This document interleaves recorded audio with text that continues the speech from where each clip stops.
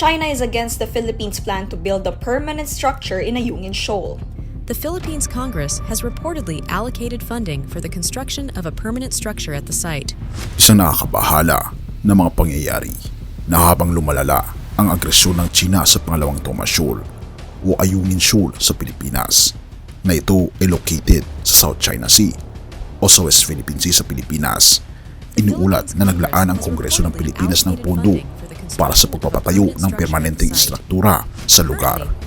Sa kasalukuyan, tinatayuan ito ng hukbong dagat ng Pilipinas na may isang garrison nang nasa isang sirang landing ship, ang PRP Sierra Madre. Mayroong pondo sa ilalim ng 2024 national budget, kaya't may mapagdadalhan ang ating mga barko, sabi ni Senator Rossani Angara, ang chairman ng Finance Committee. Dahil ito sa isang pangyayari nito lamang na ang ating barko ay binangga ng mga Chinese Coast Guard at binumbahan ng water cannons ang ating mga minamahal na navies, na nagkaroon pa ng pagkakasugat sa isa sa ating mga navies. Sa isang panayam sa CNN Philippines noong nakaraang linggo, sinabi ni Senator Rossani Angara na mayroong budget para sa pagpapatayo ng isang infrastruktura na permanente sa lugar ng Ayungin Shoal. Gayunpaman, hindi nagbigay ng tiyak na halaga si Angara para sa inaasahang proyektong konstruksyon. Noong Agosto, nagmungkahi si Senador Chis Escudero ng alokasyon na $1.8 million sa proyektong ito ayon sa senador. Sapat ang pondo para sa pagpapatayo ng isang pier at ang istrukturang pansamantalang tahanan para sa mga sundalo na nakatalaga sa lugar, pati na rin sa mga mangisda na maaring humingi ng pansamantalang tulong sa panahon ng masamang panahon. Binigyang katwiran ng Senado ng Pilipinas ang pambansang budget ng 2024 ng bansa na nakakahalaga ng $13 billion na may kasamang karagdagang gastusin para sa kagawaran ng tanggulang pambansa na nakakahalaga ng $18.7 million.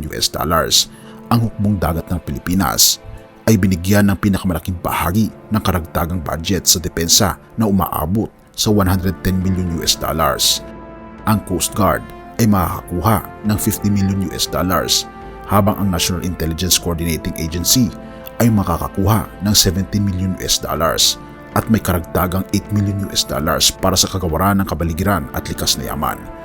Ayon sa ating natutunan mula sa patuloy na pang-aapi ng agresyon ng China laban sa mga mangingisda ng Pilipinas at sa ating mga tagapagtanggol sa kanlurang dagat ng Pilipinas at sa ating eksklusibong ekonomikong zona, kailangan natin ang malakas na mapagkukunan upang bantayan ang ating mga karagatan. Ang mga pondo ay gagamitin para sa pagbibili ng karagdagang mga patrol ship at iba mga kagamitan sa depensa, sabi ni Senate President Juan Miguel Zubiri.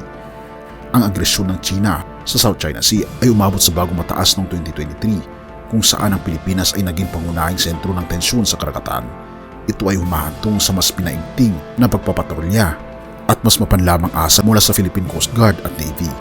Nagtaas din ang Pilipinas ng kooperasyon sa depensa kasama ang Estados Unidos at ang mga kaalyado nito sa pamamagitan ng pagsasagawa ng mga pagsasanay sa militar at pagbibigay ng akses sa bagong mga base ng Estados Unidos, habang nakikipag-ugnayan din sa Australia at mga regional na estado upang patatagin ang kanilang kakayahan sa depensa at pigilan ang karagatang agresyon ng China.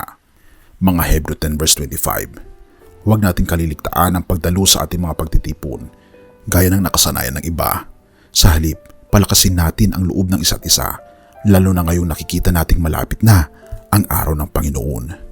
Kaibigan, ito na ang panahon kung saan kailangan nating palakasin ang bawat isa. Na huwag katakutan ang mga mangyayari sa hinaharap dahil kilala natin kung sino ang panig sa atin.